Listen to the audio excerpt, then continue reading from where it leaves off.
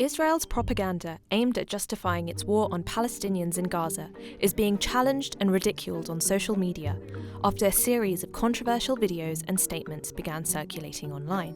Following Israel's brutal raid of Gaza's Al-Shifa hospital, many are finding its claims of Hamas operating a command center under the hospital hard to believe.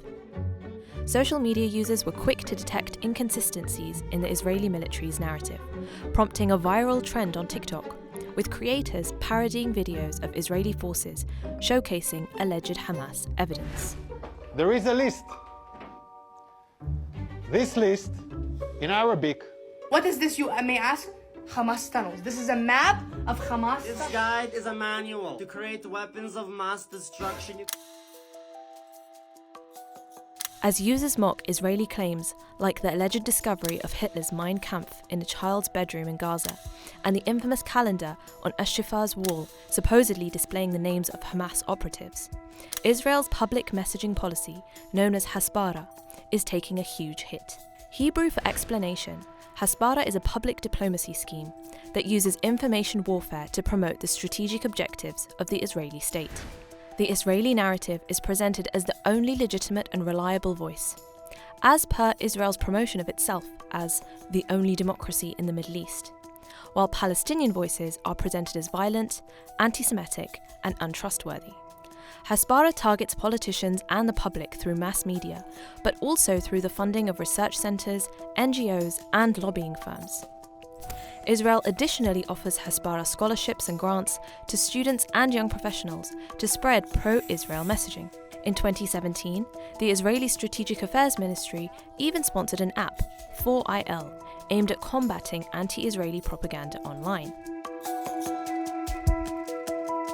While Israel has been successful in convincing Western politicians and media agencies of their narrative, they are now facing a new challenge: the rising influence of a generation that has grown up with smartphones and social media. Generation Z, or Gen Z.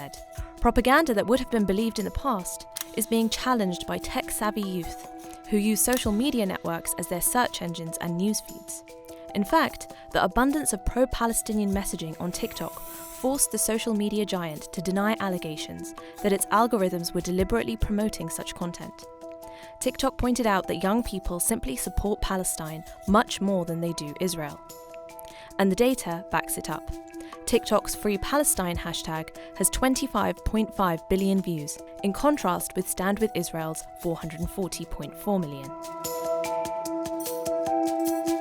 Between Israel's increasingly ineffective misinformation campaign and the rise of Palestinian content creators and ordinary people using social media to directly document and share Israel's war crimes, young people are losing trust in legacy media. For instance, as part of a condition to access Gaza and report on Israel's ground invasion, CNN and other networks have agreed to allow the Israeli military to have final editorial say, prompting many to conclude that the news agencies on the ground are invariably compromised. By contrast, Palestinian journalists in Gaza, such as Mu'taz Azaiza, have gained almost 14 million followers on Instagram since October 7th.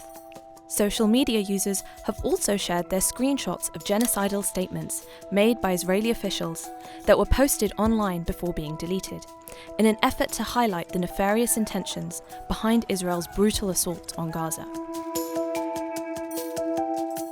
Israel has attempted to improve its reputation by emailing influencers and media personalities, offering to pay for their public support. But the propaganda bill is racking up, with Israel reportedly spending over $7 million on YouTube ads in the month after the Hamas attack. In November 2023, it was reported that US billionaires were being recruited to fund a media campaign, Facts for Peace, to boost Israel's image and demonize Palestinian resistance group Hamas. Former Google CEO Eric Schmidt, Dell CEO Michael Dell, and financier Michael Milken, together worth some $500 billion, have all been solicited. But despite the financial resources behind the Israeli lobby, these top-down efforts may actually further damage Israel's credibility and deepen the gap between older and younger generations. Meanwhile, videos from grassroots Palestinian journalists and activists in Gaza continue to reveal the realities of living under siege and Israeli bombardment. So will social media be the death of Israeli Hasbara propaganda?